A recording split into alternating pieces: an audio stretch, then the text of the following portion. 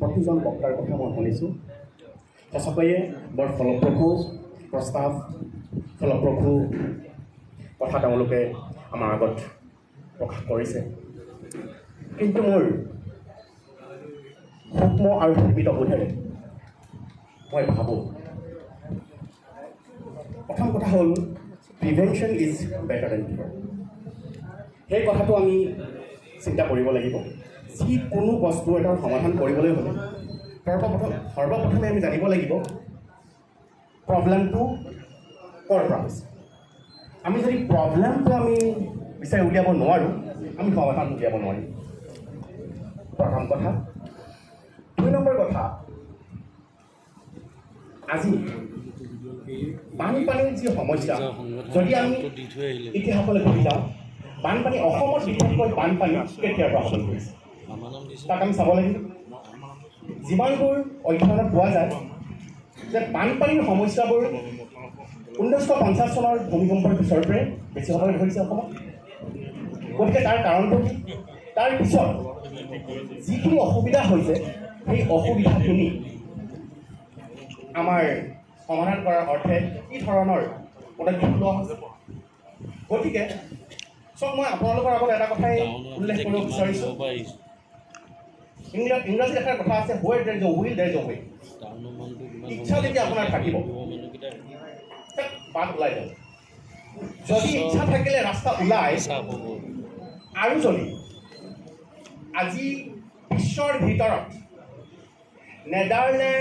নেদাৰলেণ্ডৰ নিচিনা এখন দেশে যদি বান নিয়ন্ত্ৰণ বা পাৰ্মানেণ্টলি এই সমস্যা ৰোধ কৰিবলৈ সমৰ্থ হৈছে, যদি ইচ্ছা আছে নিশ্চয় পাৰিব, যদি ইচ্ছা নাই নোৱাৰে। সৰ্বপ্ৰথম কথাটো হ'ল কি, আমি আমাৰ নিনাদবোৰ আপোনালোকৰ আগত প্ৰকাশ কৰিম, চৰকাৰৰ আগত প্ৰকাশ কৰিম, আমি দলীয় সংগঠনসমূহ আহিব, সকলোৱে ক'ব, কিন্তু আমাৰ অন্তৰৰ যি নিনাদ তাকহে প্ৰকাশ কৰিম। কিন্তু ইচ্ছা প্ৰকাশ কৰিব লাগিব আমাৰ চৰকাৰে। যদি নেদাৰলেণ্ডে পাৰিছে, তেন্তে আমি কেলৈ নোৱাৰিব? আমাৰ ভাৰতে কেলৈ নোৱাৰিব?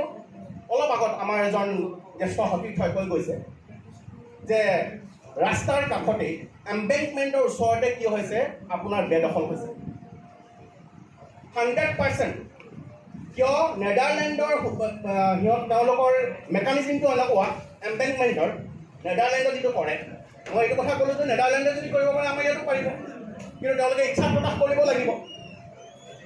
এতিয়া কথা হ'ল, নেদাৰলেণ্ডত যেতিয়া এম্বেংকমেণ্ট ফৰ্ম কৰে, আমাৰ ইয়াত যেনেকৈ কৰে, নদীৰ লগতে লগাই দিয়ে, মথাউৰিৰ সৃষ্টি হয়, নেদাৰলেণ্ডত এনেধৰণৰ নহয়।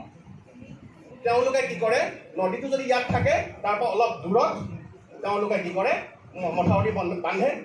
তাৰ ভিতৰত তেওঁলোকৰ কিছুমান মাটিৰ এনেকুৱা আমাৰ মাটিৰ নিচিনা মথাউৰি থাকে।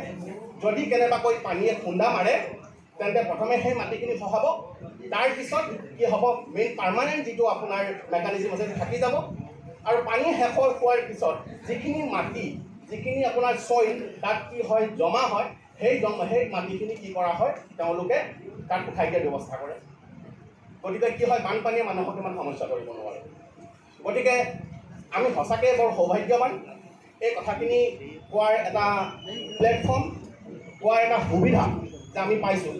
অলপ আগতেই মোৰ এজন সতীৰ্থই কৈ গৈছে যে সঁচাকৈয়ে ময়ো একেষাৰে স্বীকাৰ কৰোঁ সেই কথা। আমি এনেকুৱা এগৰাকী তেজস্বী বিধায়কৰ আমি সন্মুখত এতিয়া থিয় হৈ আছোঁ, যিজনে কামৰ কাৰণে কামৰ ইচ্ছা কৰে। গতিকে আমি নোৱাৰোঁ সদনত যাবলৈ, আমি তেওঁৰ জৰিয়তে আমি এটা কথাই প্ৰকাশ কৰিব বিচাৰোঁ যে আমাৰ বিধায়কে বজ্ৰকণ্ঠৰে এই কথা উপস্থাপন কৰক যে অসম চৰকাৰৰ, ভাৰত চৰকাৰৰ সেই যি আপোনাৰ তেওঁলোকৰ যিটো লুপ্ত ইচ্ছা, সঁচাকৈয়ে যিটো তেওঁলোকৰ সুপ্ত ইচ্ছা, তেওঁলোকে পাৰিব কিন্তু তেওঁলোকে নাই কৰা। আৰু এটা কথা, সেইটো এটা ছিষ্টেম যে এনেকুৱা এটা মথাউৰি বনাব, প্ৰতি বছৰ বনাব, প্ৰতি বছৰ খহিব, প্ৰতি বছৰ বনাব, প্ৰতি বছৰ খহিব। এতিয়া আপোনাৰ there are 3 types of